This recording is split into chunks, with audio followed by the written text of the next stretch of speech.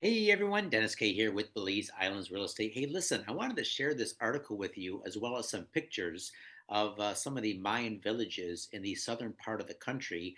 Even though I primarily work, invest, and do real estate on the island of Ambergris Caye, it is so cool that things like this are just a very short flight away from Ambergris Caye. You can be on the island, have your toes in the sand in the morning, and just an hour or so later, you can be in one of these beautiful Mayan villages in the southern part of the country in the Toledo District. And so here is what I wanted to share with you guys today. So, first of all, this article came out on September 7th, so just about a week ago now on CNN. It was actually on their homepage, and it was about a Mayan village called Santa Cruz in the southern part of the Belize in an area called the Toledo District, just outside of the major town down there called Punta Gorda, which has just about 5,000 people. So we call it a major town, but it is the only sizable town in the southern part of the country.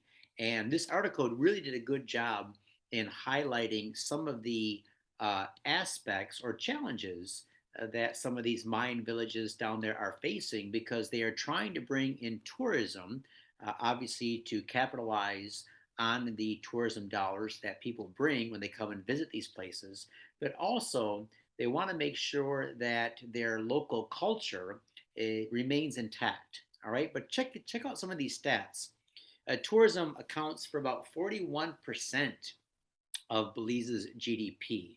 All right, so that's quite high. So you see just how much the country itself relies on tourism, and especially when you go into some of these remote areas, you can see that even just a small amount of tourism dollars can have a pretty major impact on some of these villages. And so, if you want to read the article, just go to CNN. You're going to get a lot of the information regarding this little village here called Santa Cruz. But what I wanted to do is show you on Google Earth where this village is located, as well as share some pictures of a time where Steph and I went deep inside the Mayan villages and we had a fantastic time. So I want to share those with you now. All right, so first of all, let me pull up Google Earth because I want to show you exactly what part of the country this is. All right, so here is a zoomed out Google Earth I don't know, map, if you will call it. You have the Yucatan of Mexico is right here. Guatemala is to the west, and to the south here you have not Roatan, not El Salvador. Oh my goodness, what's the name of it? Honduras. Honduras. So Honduras to the south, Guatemala to the west, Mexico to the north. Belize sits right here. It's got the mainland component as well as the islands. So Ambergris Caye is up here, and let me just kind of show you what you would do if you wanted to fly down to Punta Gorda to visit some of these Mayan villages. So you would fly from San Pedro, which is right here, back down to Belize City. You wouldn't necessarily need to go to the international airport, which is right here, but you would just take a cheaper flight from here over to Belize City. And then Belize City, you would jump on either Tropic Air or Maya Island Air, and you would make your way down to Punta Gorda, all right, which is right down here.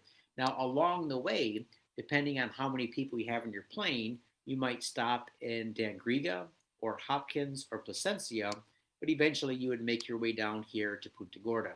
Now, when we zoom in, you see that most of the southern part of the country is completely undeveloped and just in its raw natural state. All right, so you see here, you do have some roads. So this road here leading down to Punta Gorda, if you were to drive by road, is paved.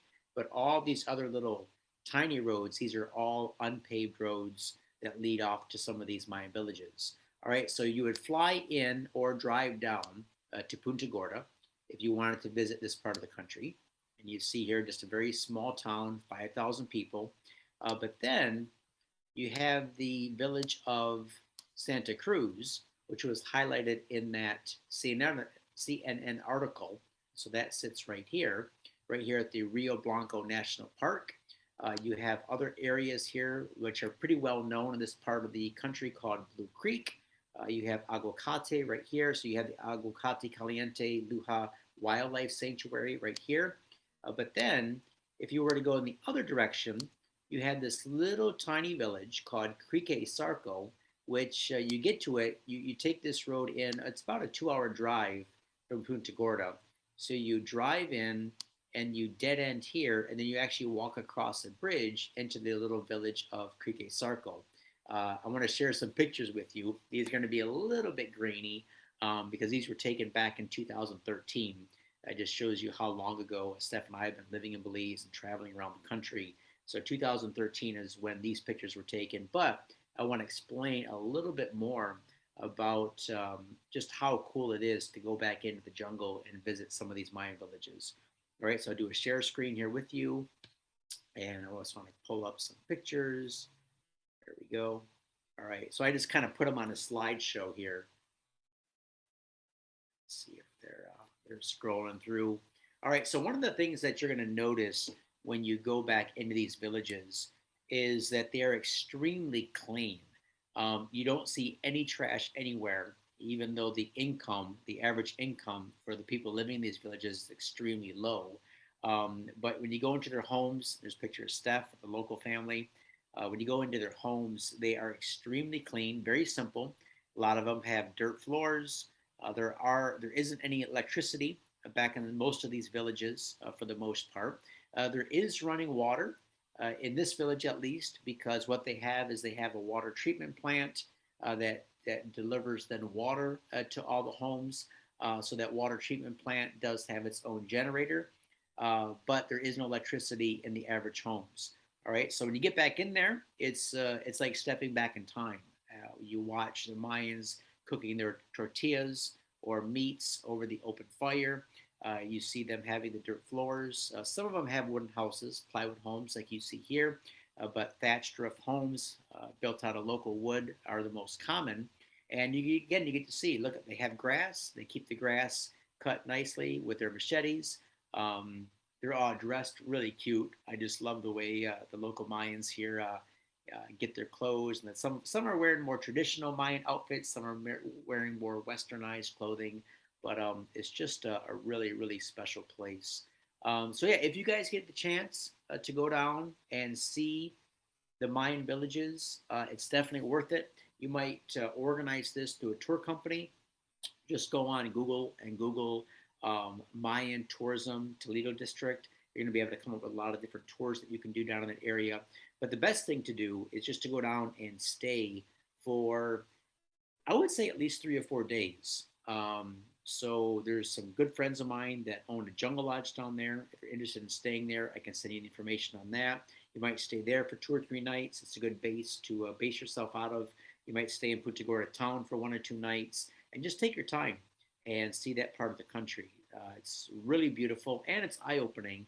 And I would say it even changes you a bit, coming from maybe the United States, Canada, or Europe, where we're used to having a lot of things, material things, a lot of comforts.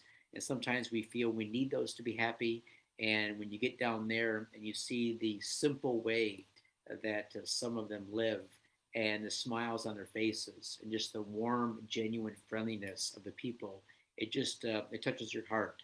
And I don't think you could leave those villages the same as when you went in. So, hope this is interesting to you guys. Definitely go down and check these out the next time you're in Belize. And if you want any tips, tricks, or more information on how to do this, go ahead, reach out to me. Be happy to give you some recommendations. All right, thanks a lot, guys. Y'all have a great day, and we'll talk to you soon.